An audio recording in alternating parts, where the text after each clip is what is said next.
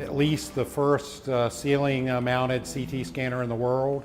We're excited about the future in terms of technology and what we'll be able to do with our partners, with the table design and with intraoperative image guidance. I think there'll be lots of opportunities of the future, some of which we can't even conceive of today.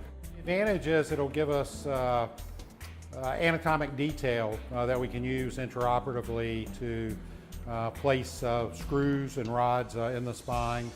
We'll be able to real-time evaluate the adequacy of the decompression we've done, taking the pressure off of the spinal cord or nerve roots, and to see whether we've adequately decompressed it prior to closing the patient up.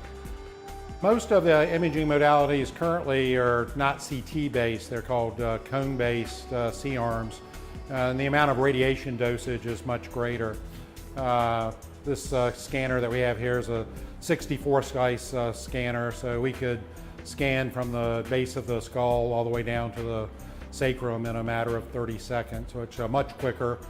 Spine surgery has changed, as has orthopedic surgery, and as we're doing more and more minimally invasive procedures, then one of the issues is you need more radiation for that, you need more fluoro time.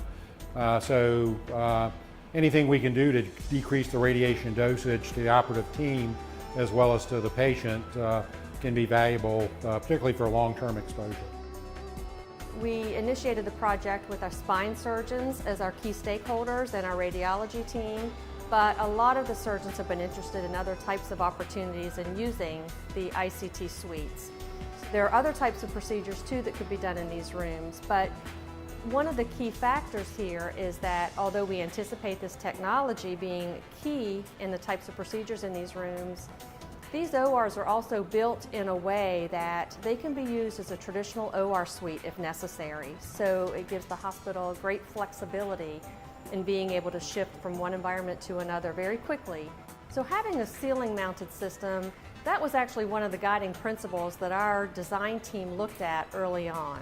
We were worried about things being on the floor, and we were worried with conflict of equipment and cores being on the floor. So our goal was to get as much off the floor as possible. We wanted to be able to do that from a safety perspective, but also to be able to clean the environment really well and easily between cases. So having the ceiling-mounted system is something that we perceived would be better for our hospital. We're really excited about having the IMRIS interventional CT scanner. The intraoperative nature of it allows us to actively image patients who are in the operating room.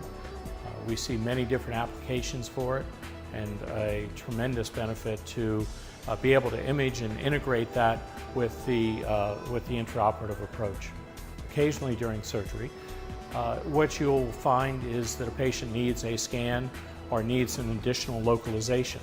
So what this allows the surgeon to do is to, with minimal effort, to go ahead and get that additional information that they need to improve the quality and safety for the patient. Almost every system at this point is fluoroscopy based, and so you don't develop the ability to see some of the soft tissues and being able to really get a dramatic view in 3 dimensions of that particular bone structure or soft tissue structure. You just don't have that capability currently. It allows us to cut back on the overall dosage, and so we can take just one set of images and use that for a variety of different ways of assessing the patient during the operation. The overall dose that we're talking about for these is less than what they would receive for a diagnostic examination. Again, future possibilities with something like this might be for things other than orthopedics and neurosurgery. So it could be general trauma. If you had a level 1 trauma patient that's really sick, you need to get them to the emergency or up to the operating room immediately versus stopping down in radiology. So it has a lot of flexibility. It has the ability to do IV injections even, and potentially has the ability to do intraoperative CT fluoro where we could actually do biopsies under CT guidance.